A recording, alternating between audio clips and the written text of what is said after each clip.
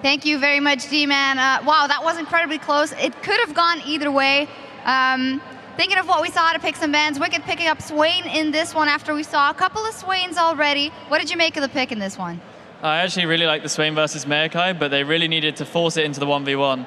So unless they can get that decent 1v1 where he can bully and have that bully matchup, he really doesn't have that much of an impact in lane phase. But when they started getting that going, Wicked survived many ganks by flashing walls and surviving long enough. And yeah, I think it was a really good pickup by him.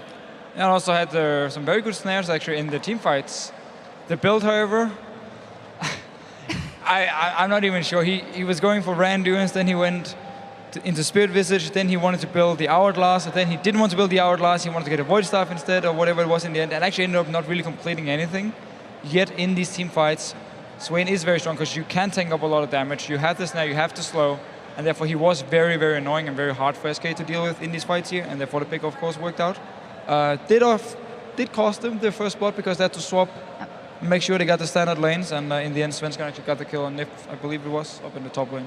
So actually we saw SK doing pretty well again in the early game, but then Ward Police, what's the verdict? SK started warding again up until 20 minutes and then boom, no wards for the rest of the game. So they've started doing what they need to do. Hopefully they can start buying wards mid-game and then we'll see a lot smoother games. Yeah, let's just bring up the replay where we really do highlight also SK Gaming's issue here with the wards. So there's a reason we're showing the items right now. On SK Gaming's side, Dragon has just spawned. They've all been back to base. We have 4 health potions, no wards. You only have the Sightstone ward at the moment from the Morgana, from the support. There's no pink wards at all. Alliance, on the other hand, if you look at their side, has already placed 2 pink wards. They've already placed some of the wards they had, and they have even more wards at the moment. It simply means, let's just roll a clip here. Freddy actually gets an okay engage onto Wicked here, which is very nice setup for him. Jesse's right to introduce his Shockwave just to finish off Wicked and get this one kill. But now it means SK Gaming can no longer chase Alliance because they have no wards in this area. They have no idea what they're running into. They cannot face check Froggen, and therefore as soon as N-rated dies, the rest of the team kind of backs away, and it opens up for Nif to land the hook because they know we have no way of chasing into these bushes here. We have no wards, and Alliance has everything covered. They can see everyone from SK Gaming. They get the kills. Also in the end, pick up the Dragon, and it's basically just SK Gaming making the game insanely hard for themselves. Crepo in the backstage. In the backstage, Crepo said himself, why does this game have to be so hard? You have the option to go back and buy a lot of wards, take the lead you already have, place them on the damn map, get a lot of control, and then you can pick the right fights. But instead, SK Gaming, they keep doing the same deal. They never want to buy these wards late game, and it just makes it so hard for them to actually play in the late game. I'd like to point out with SK's composition, they need to fight this Dragon. Their composition is so perfect for this.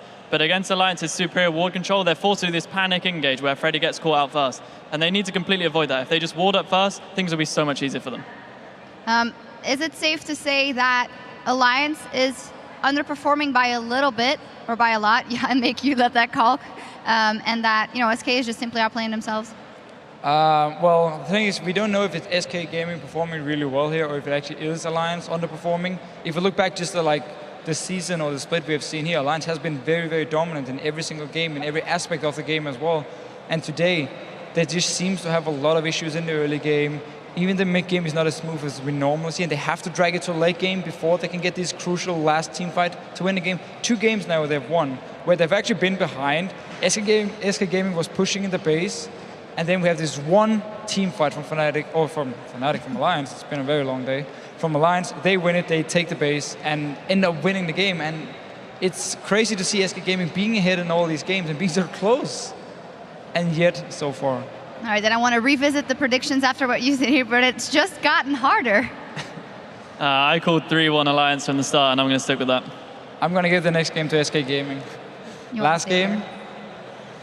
Well, I'll give it to SK Gaming as well. All right, well, go to full 5 games. That's what we want. If you thought this series was going to be a clean sweep, these teams had other ideas. We're on to game 4 when we come back, so don't go anywhere.